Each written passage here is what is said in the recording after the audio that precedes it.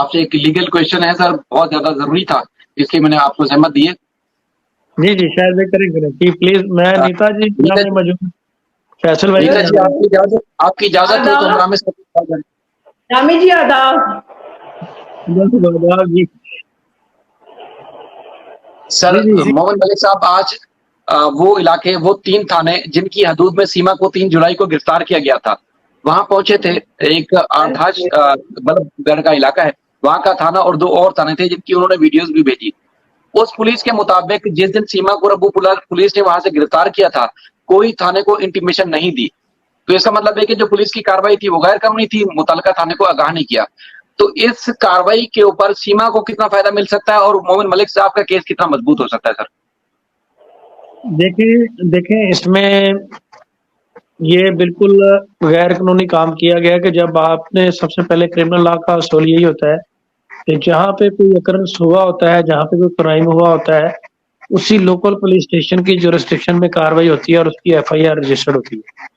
तो ये जो पुलिस, तो मुझे नहीं समझ आ रही कि इसका जब उसमें लोकल लिमिट्स नहीं है, इसका आसान आप मुझे बताएं कि क्या पाकिस्तान सुप्रीम कोर्ट का जो चीफ जस्टिस है वो हरियाणा स्टेट के डीजी को बाउंड कर सकता है कि वो सुबह अदालत में पेश हो? नहीं सर। ठीक है, तो ये सर एक सिटी का मामला नहीं है, ये स्टेट बदल गई ना।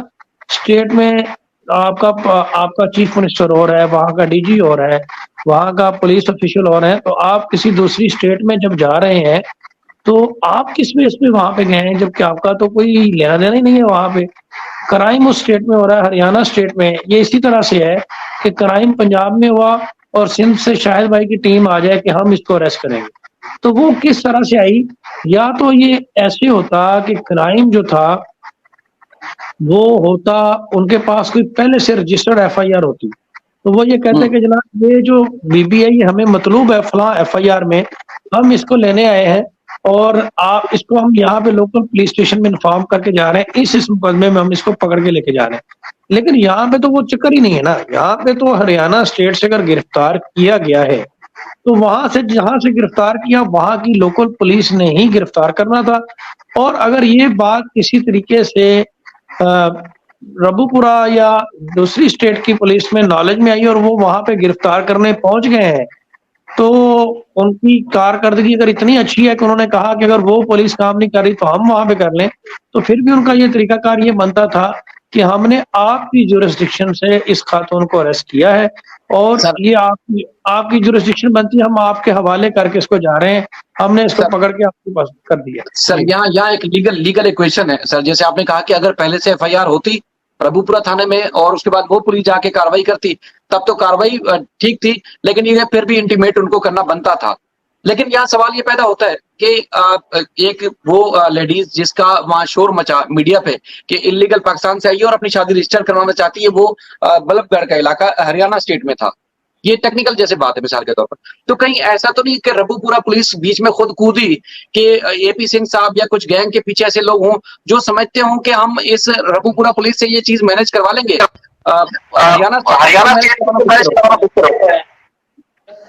शुजा अपना शायद भाई हुआ ही है, ये ऐसे वाली बात नहीं है, ये हुआ ही है। लेकिन एक बात यहाँ पे है कि पूरा जो पुलिस है उनको कोई बहुत बड़ी, उत्तर प्रदेश जो पुलिस है बहुत बड़ी सपोर्ट है। उसकी वजह यह है कि किसी दूसरी स्टेट में जाने के लिए आपको होम डिपार्टमेंट की परमिशन लेनी पड़ती है। ठीक है, आप किसी दूसरी स्टेट में ऐसे नहीं घुस जाते मुंह उठा के कि जी आप सिंध से पंजाब आ गए। यहाँ पे एक डिस्ट्रिक्ट का फर्क नहीं है। अगर आपने, पाकिस्तान में क्या होता है कि अगर आपने किसी दूसरे डिस्ट्रिक्ट से किसी शख्स को गिरफ्तार करना है तो आपको अपने जो सीनियर ऑफिसर हैं, एसएसपी रैंक के या डीपीओ रैंक के जो डिस्ट्रिक्ट पुलिस ऑफिसर होते हैं, उनसे आपको परमिशन लेना पड़ती है कि सर मैं इस एफआईआर में फला अक्यूज को दूसरे डिस्ट्रिक्ट में अरेस्ट करने जा रहा हूं। और वो परमिशन पे आप बकायदा एक टीम तश्कील करते हैं जिसमें फीमेल पुलिस भी होती है, और वो टीम जो होता है वो सीनियर ऑफिसर उसकी एक रेडिंग पार्टी तश्कील देता है और वो फिर जाकर रेड करती है और अरेस्ट करती है। जब आप दूसरी स्टेट में जाते हैं तो फिर आपको अपने कंसर्न आईजी से परमिशन लेनी पड़ती है, जो आपका हेड ऑफ पुलिस होता है।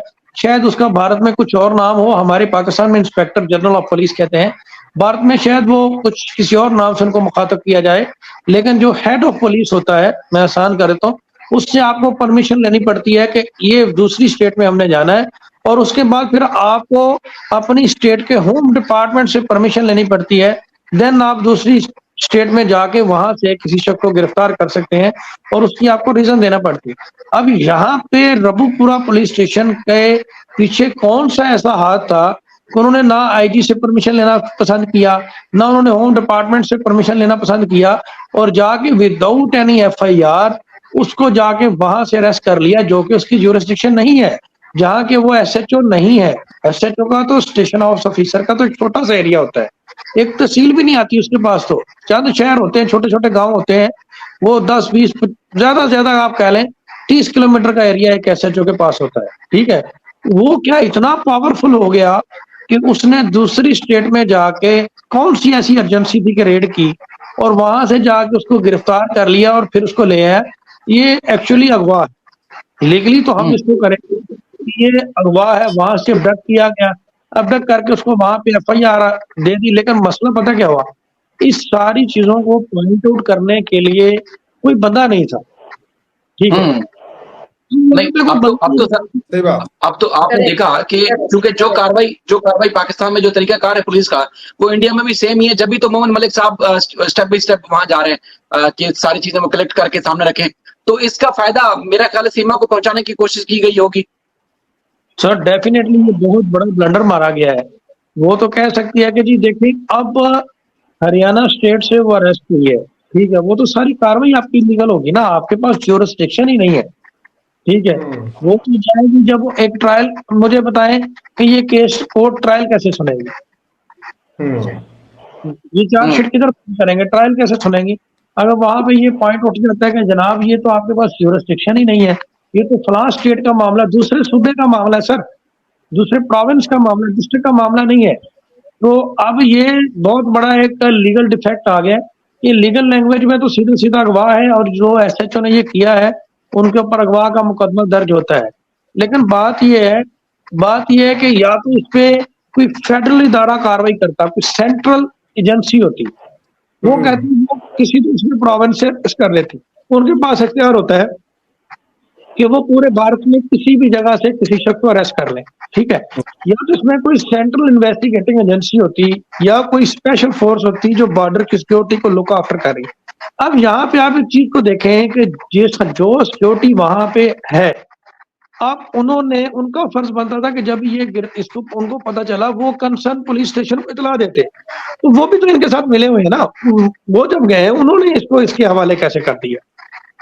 ठीक है, तो ये बहुत सारी चीजें हैं जो खुल के आएंगी, लेकिन ये इससे फायदा सीमा इधर को पहुंचाया गया है, इससे पूरा फायदा पहुंचाया गया है, ताकि कल को क्लां को करे तो वो सिंपल एक डिफेंस क्लेम करेगी कि जनाब मुझे जिस एरिया से क्लेम किया गया वहां पे तो वकूआ कहीं का है, ट्रायल कहीं चल रहा है, सीधी बात है। इंसिडेंट कहाँ पे हुआ है, ट्रायल किधर चल रहा है।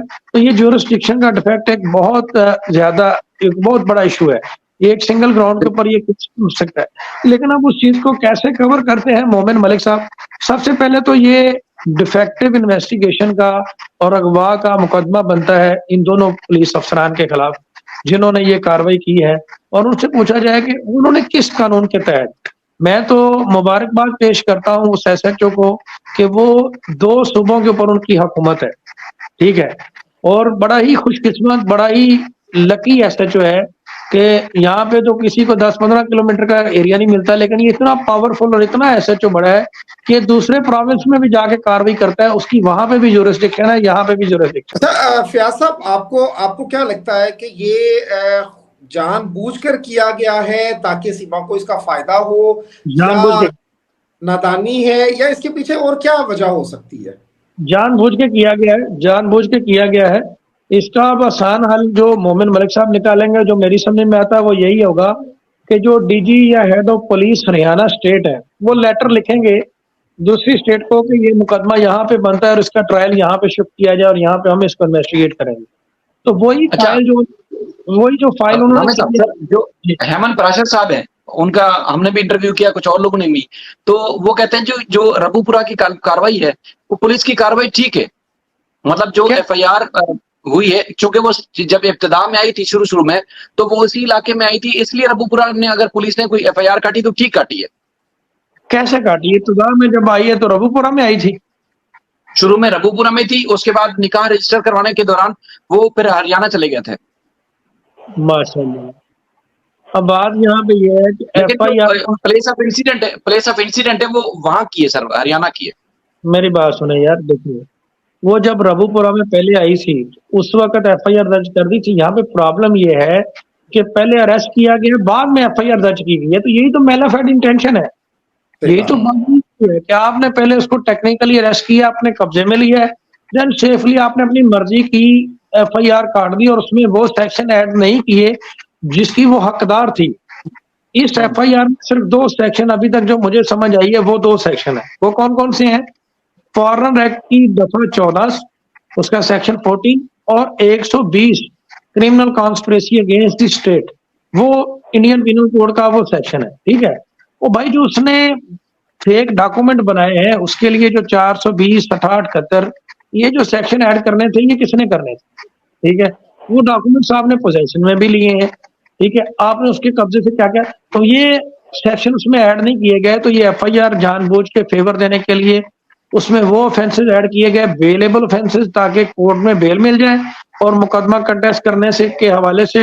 और इससे एक बात तो क्लियर होती है कि यूपी स्टेट में कोई बहुत तगड़ी शख्सियत है जो इस सारे मामले को बैकआउट कर रही है, क्योंकि मेरा सारा दिन गवर्नमेंट ऑफिसर से ही मामला रहता है। सर, गवर्नमेंट ऑफिसर के अंदर इतनी जरूरत नहीं होती। मैं कब की कोई गवर्नमेंट जॉब कर लेता, लेकिन गवर्नमेंट ऑफिसर के गले में पटा होता है, शायद भाई आपको भी पता है, वो तो एक एप्लीकेशन की मार होता है।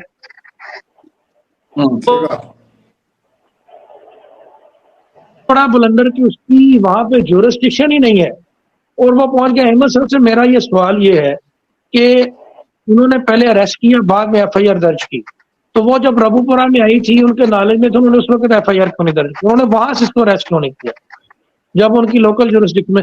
उनको बाद में पता चला गया, तो वो वहां पे कैसे कर सकते हैं? तो ये जो चीज है, अगर रबूपुरा से एंटर हुई है तो उस हवाले से कोई एविडेंस उन्होंने लिए है कि क्या सबूत है कि वो यहाँ से एंटर हुई है? क्या वहां पे उन्होंने किसी का बयान लिखा है, कोई विटनेस मिला है जिसने कहा? कैसे उनको पता चला कि ये रबूपुरा से हरियाणा गई है? क्या वहां पे पुलिस ने किसी का कोई कंप्लेंट की है, किसी का कोई बयान लिखा है? कैसे पता चला उन्हें? क्योंकि उसके पास वो भारत का पासपोर्ट या वीजा तो था नहीं जिससे आप ट्रैवल हिस्ट्री देख लें कि ये फलान ट्रेन से उतरी थी तो वहां पे चली गई थी, या फलान, वो तो जहां पे पकड़ी गई वो पता चला उसका ना। तो ये कौन सा ऐसा एविडेंस है जिससे वो ये कहते हैं कि ये रबूपुरा से वहां पे गई है? पहले तो वो ये बात साबित करें ना कि उनके पास अगर जब उनके पास एविडेंस आ गया था तो फिर उन्होंने एफआईआर बाद में क्यों दर्ज की? पहले फिर वो दर्ज करके उसको जाते तो फिर कोई लीगल डिफेक्ट नहीं होना था। वो कहते हैं कि जनाब रबूपुरा से इस तरह एक खातून है, वो यहाँ से उसने बॉर्डर क्रॉस किया, यहाँ पे घुस गई है, अब यहाँ से आगे रूट पोस्ट होगी हरियाणा स्टेट में। तो ये फिर इसके ऊपर कंसीलमेंट के भी सेक्शन लगने थे, किसने अपने आप को कंसील किया है, रबूपुरा से दाखिल होकर हरियाणा स्टेट में जाके पनाह ली, कंसील किया। या तो वो कोई इस तरह की स्टोरी बताते हैं कि हमारी स्टेट से एक बंदा इलीगल तरीके पर दाखिल हुआ है, वो भाग के चला गया हरियाणा स्टेट में, हमने उसकी एफआईआर दर्ज कर दी और साथ वो डीजी को लेटर लिखते वहां के हेड ऑफ पुलिस को कि आप हमारी मदद करें। उन्होंने तो ऐसे किया कि जैसे उनको सारी इन्फॉर्मेशन है, और उन्होंने जनाब एकदम से, जैसे वो कौन सा प्रोग्राम चलता है जिसमें वो आते हैं, सीआईडी चलता है ना, जिसमें कहते हैं दया, वो कहते हैं कि इसका जनाब घड़ी निकाल के इस तरह से वो करते हैं, नो मिल गया और एकदम से उन्होंने जाकर रेड कर लिया। कैसी बात है? और वहां से सीमा हैदर को फिल्मी अंदाज में अरेस्ट भी कर लिया। तो उनके पास ऐसे कौन से लोकेटर थे, कौन सी ऐसी इंफॉर्मेशन थी कि उन्हें पता था कि वो वहां पे रेड करेंगे विदाउट एनी लीगल परमिशन? तो वो किस तरह से उन्होंने कर लिया? उनके पास ऐसा कौन सा जादू था कि वहां की पुलिस को नहीं पता चला, इन्हें पता चल गया? तो ये सारी बैकडोर चीजें मैंने ही थी, पहले उसको वहां पे भेजा गया, फिर क्योंकि इसके पीछे सारा मास्टरमाइंड है।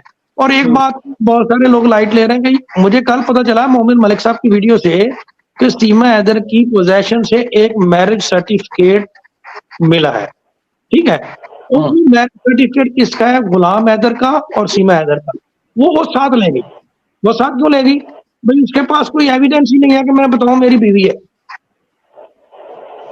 लेकिन नादरा से तो उन्होंने निकलवा लिया था ना सर। चीज है ये जो चीज है ये भी एक बहुत बड़ा पीछे का मास्टरमाइंड है कि आप निकाहनामा ही ले आओ, उसके पास कॉपी होगी नहीं, वो तो इतनी कैपेबिलिटी रखता ही नहीं है कि उसको सेकंड एक ओरिजिनल डॉक्यूमेंट्स आपके पास गुम जाए तो आप दूसरा कैसे बनाएंगे।